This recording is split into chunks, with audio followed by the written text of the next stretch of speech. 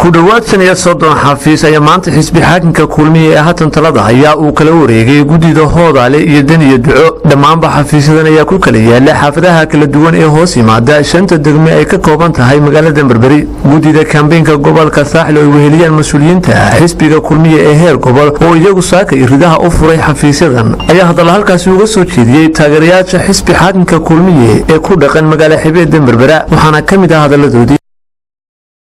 halkan waxaan maanta ka furaynaa degmada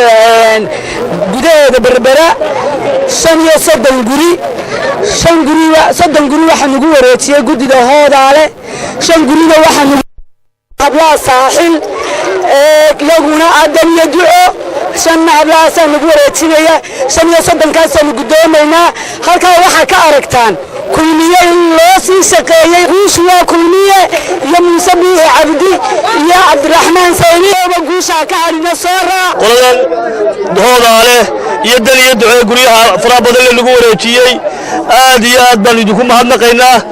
maantana waxa muujiseen xuduudiini taageeradeeni iyo farxadayda ka muuqato mar labaad inaynu u umaamadno Muuse Biixi Cabdi wassalaamu alaykum يا صاحل ما أنت واحد عديسان إن كل جيل ولا كليتين سو كلية منهن سو كلية منهن أنا قد هذا على تو هذا قد هذا على تو قبل كالصاحل وحنا تقول رتلنا قريها صدق كقرية قدامي تقول رتلنا قريها رحمة الله وبركاته النال الهرية وينك أبدا سلامتين حسب كلمية ساموسة دويسنا ما كراميسنا ما شرفتين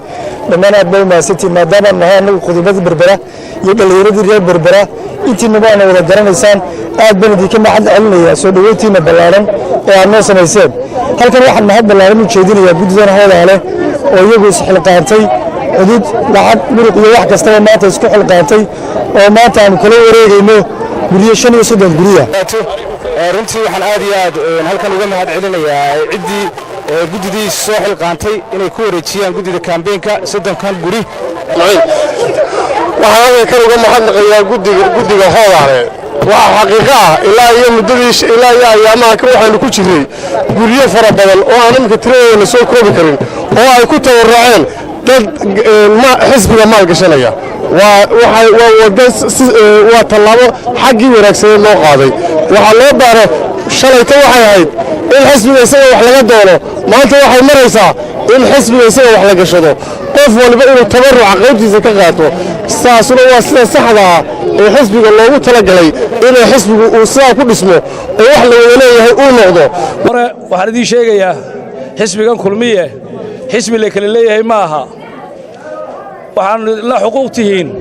kuwii hore u joogay iyo kuwii markii dhexe yimid iyo kuwii aasaasayba waxaan dareemayaa maanta kala dooran mayno laba magac ee waxaanu kala dooranaynaa 3 nin baynu kala dooranaynaa 3 nin baynu kala dooranaynaa 3 nin aynu kala dooranayno iyo 3dooda ku xigeen waxaanu ku qiyaasaysaa mid kastaaba wuxuu dalkan ku soo kordhiyay iyo wuxuu hore u soo qabtay anaga waxa inoo mabda ah ninkii shalay toole maalinta adkeydina la dagaal galay maalinta adagna inuu ina difaaci doono insha Allah haddii alla ka dhigo